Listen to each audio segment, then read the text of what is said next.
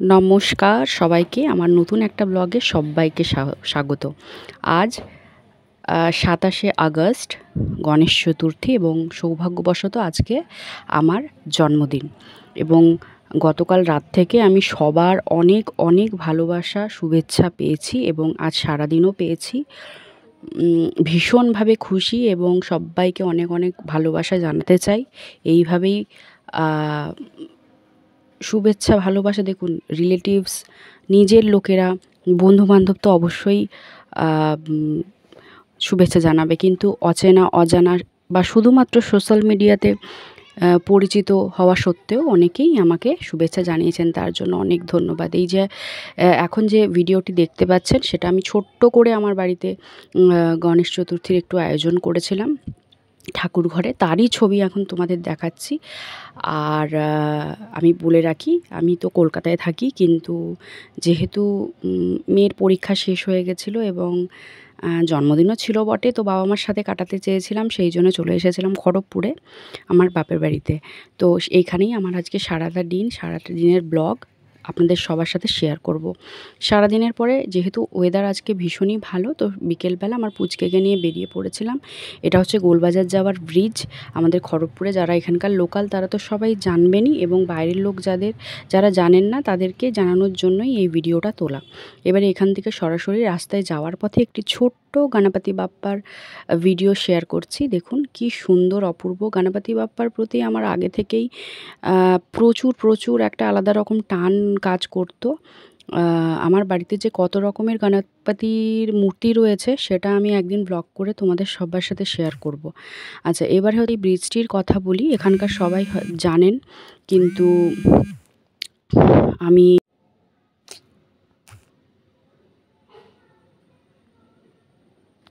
তাও জানাচ্ছি যে এটি হচ্ছে একটা আম আ আমাদের গোলবাজারের তরফ থেকে আমাদের গিরি ময়দান যাওয়ার পথে একটা নতুন ব্রিজ হয়েছে, যেটা জগন্নাথ মন্দিরের সামনে একদম নামছে। যেহেতু জগন্নাথ দেবের দর্শন আজকে করতে চেয়েছিলাম, আজকে আমার জন্মদিন, সেই অর্থে আমি ব্রিজটি ধরেছিলাম, এবং ব্রিজটি দিয়ে যাওয়ার সময় এই বিকেলের সুন্দর পরিবেশটা আপনাদের দেখানোর জন্যই আমি এই ভিডিওটা করেছি। হ্যাঁ, জানি ভিডিওটির কোয়ালিটি খুব একটা ভালো নয়, তাও চেষ্টা করেছি ধরে ভিডিওটি দেখানোর। এবং এই ব্রিজটি সোজাসুজি একদম নামছে জগন্নাথ মন্দিরের সামনে। এই যে চারিদিকের একটা সুন্দর পরিবেশ, যে পরিবেশটা মানে এত সুন্দর, মানে কি বলবো, অনেক দিন বাদে এই পরিবেশটা আমরা পেলাম, যেহেতু ওয়েদারটা এতটাই খারাপ চলছিল কিছুদিন যাবৎ, ঝড় বৃষ্টি। তো এরপরে আমরা পৌঁছে গেছিলাম সোজাসুজি একদম জগন্নাথ মন্দিরের। এটা একদম সদর দরজা, দেখো, জগন্নাথ মন্দিরের, এবং এখানে গেলেই মনটা ভালো হয়ে যায়। চারিদিকের পরিবেশটা একবার দেখুন, এতটা সুন্দর, আর এত বড় জায়গা, খেলার সুন্দর। আমার মেয়ে একেবারে দৌড়াতে দৌড়াতে মন্দিরের দিকে এগিয়ে চলেছিল। এরপরের যে ভিডিওটি সেটি হচ্ছে একদম আমরা মন্দিরের ওপরে উঠে গেছি। মন্দিরের ব্যাক সাইডের ভিডিওটি এটি আমি দেখাচ্ছি। বিশাল বড় জায়গা জুড়ে মন্দিরটি রয়েছে, এবং এটি হচ্ছে ব্যাক সাইডের দৃশ্য আমি দেখাচ্ছি। এরপরে একদম সোজাসুজি চলে যাব জগন্নাথ দেবের দর্শনে।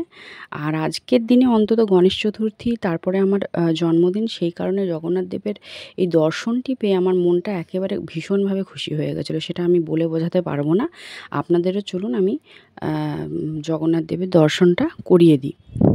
অসম্ভব সুন্দর। অনেকেই এসছে বিকেলবেলার দিক, অসম্ভব ভালো একটা ওয়েদার, তার সাথে যদি জগন্নাথ দেবের এরকম দর্শন পাওয়া যায়,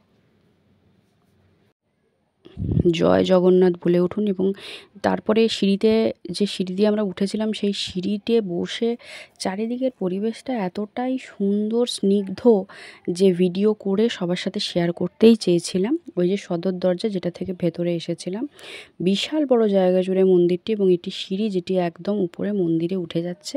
আমি বলবো যারা বাইরের লোক তারা অবশ্যই খড়গপুর কোনো কারণে ভিজিট করলে জগন্নাথ মন্দিরটি অবশ্যই দর্শন করবেন। এবং এটি হচ্ছে আমার পুচকি, যে আমার সব সময় সঙ্গী, সব কিছুতে আমার সাথে থাকে। তো চলুন, জয় জগন্নাথ বলে এবারে আমরা এগিয়ে যাই গণপতি বাপ্পার মূর্তির দিকে। ওই জগন্নাথ মন্দির লাগোয়া যে মেলার বড় মাঠটি রয়েছে, সেখানে এই বিশাল কিছু গণেশ মূর্তি হয়েছে, যেটাই আমি আপনাদের সাথে দর্শন করাতে নিয়ে যাচ্ছি। দেখুন কি সুন্দর মূর্তিটি সাজিয়েছে, চোখ ধাঁধিয়ে যাবে একবারে। অবশ্যই নিজে ছোট মূর্তিটি যেটি দেখতে পাচ্ছেন সেই মূর্তিটিকেই পুজো করা হয়েছে। তারপরে দ্বিতীয় যে প্যান্ডেলের দিকে আমরা চলে গেছিলাম, পুরো রাস্তার দিক থেকে ঘিরে সুন্দরভাবে ডেকোরেশনটা সাজিয়েছে। এত সুন্দর ডেকোরেশন আলোর, খুব খুব ভাল লাগছে। এবং দেখতে দেখতে গেলে যখন আমরা প্যান্ডেলের পাশ দিয়ে যাচ্ছি, দেখুন কি সুন্দর হাতির যে মুখোশ থাকে বা মুখটি থাকে সেটা দিয়ে পুরো প্যান্ডেলটি ডেকোরেশন করা হয়েছে। অসম্ভব সুন্দর ডেকোরেশনের। এটা হচ্ছে ভেতরে ঢুকলে একেবারে সিলিংয়ের ডেকোরেশন আমি দেখাচ্ছি। আর তারপরে মূর্তিটি অসম্ভব সুন্দর। আমরা গণেশজির দশাবতার দেখতে পাচ্ছি। আমরা বিষ্ণুর দশাবতার জানি এবং সেটিকেই মাথায় রেখে গণেশের দশাবতার করা হয়েছে।